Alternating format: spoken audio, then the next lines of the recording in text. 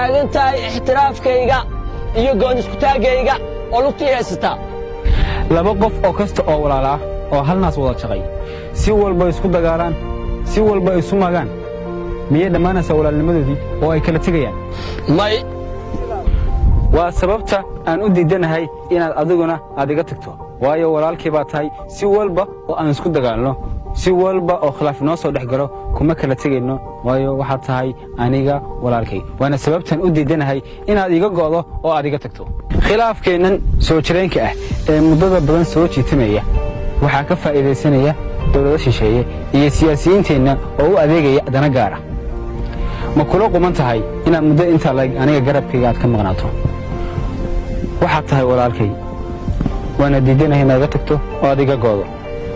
waan diidanahay in khilaafkeena laga faa'iideysto oo lana soo dhaxgalo shalay waxaan ahaa libaaxii Afrika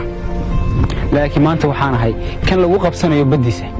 birina xagee la igu qabsanaya waa dadkayga iyo dalkayga waxaan laga faa'iideysanayaa maqnaashaha aad iga maqan tahay waxaa jira dawlado badan oo shalay anigu aan hogaamin jiray laakiin iyagu maanta ay hogaaminayaan waa nasiib darro weyn walaalkayow adaa garabkayga ka maqan waxaan rajaynayaa inaad maalin uun garabkayga soo istaagto khilaafkiina wuu qoto dheeraaday laakiin waxaa dani ugu jirtaa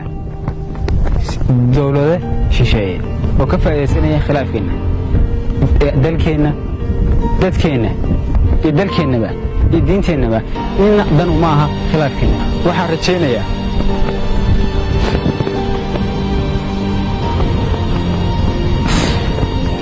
inaad mar uun garabkii ku soo laaban doontid waqti badan waa iga maqnayd maqnaashahaaga waxaa ka faa'iidaystay dalal badan walaalkayow waa rajaynayaa inaad mar uun garabkii ku soo noqon doontid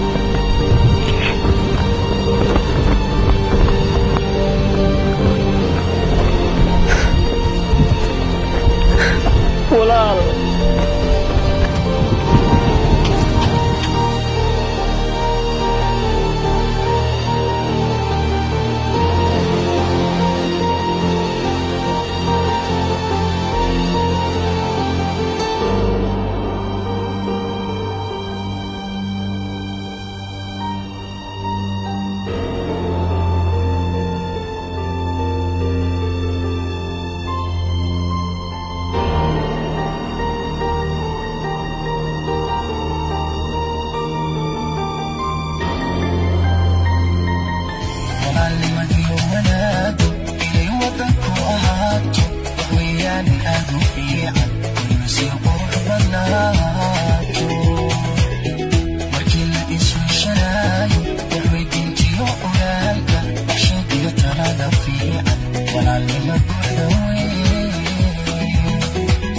Rafid Boss Production.